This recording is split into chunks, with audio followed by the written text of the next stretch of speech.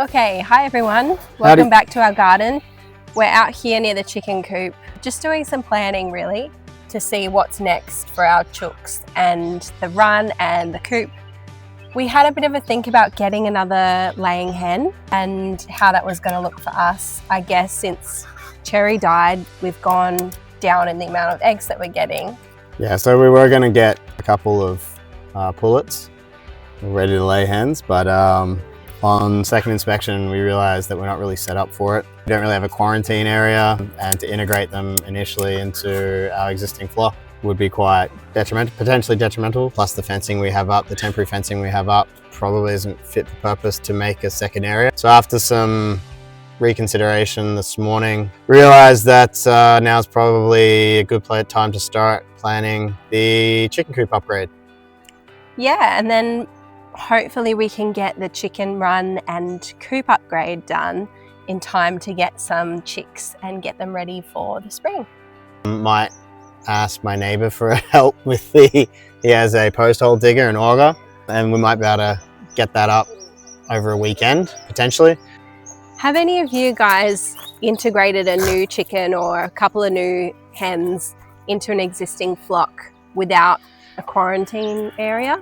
Or how did you go about integrating new chickens into a flock?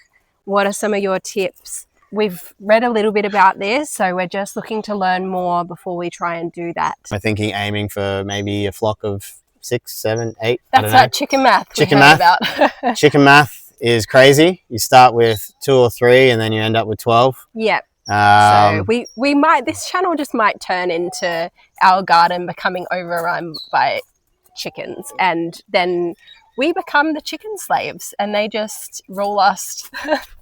Oh God. They rule us, and that might just be what this is. This was part of our run up to this point.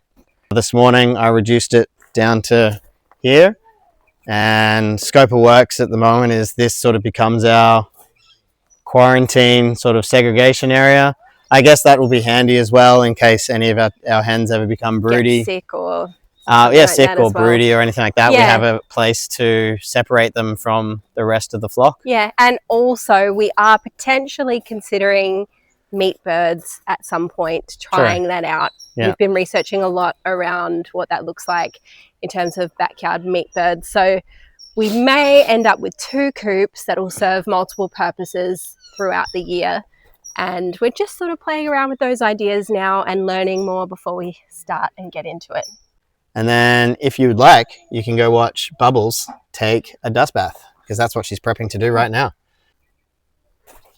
Oh, she won't scamper off. Okay. Do you want someone that close to you when you're taking a bath?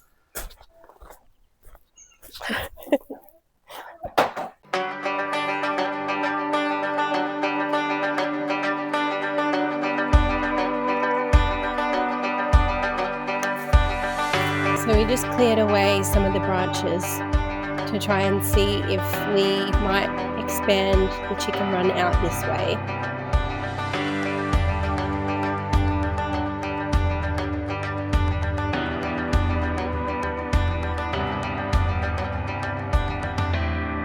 It's just getting a bit overgrown, but we're not sure if that's going to be a good idea or not. It's just a tricky spot. It's quite shaded. I've got a little mandarin tree back here and a compost bin. It's good because the compost bin's quite hidden behind all this foliage, but it is a little bit hard to access. We've got 2 compost bins. We're going to probably go into composting in a more in-depth video down the track. We're thinking maybe putting the chicken run boundary over this way to give them a bit more room to scratch around.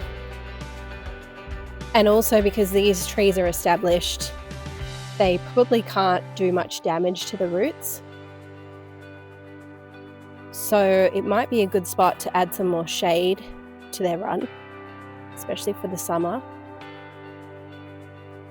And we really don't use this space in terms of production anyway. The channel may change to the chicken and our overlords.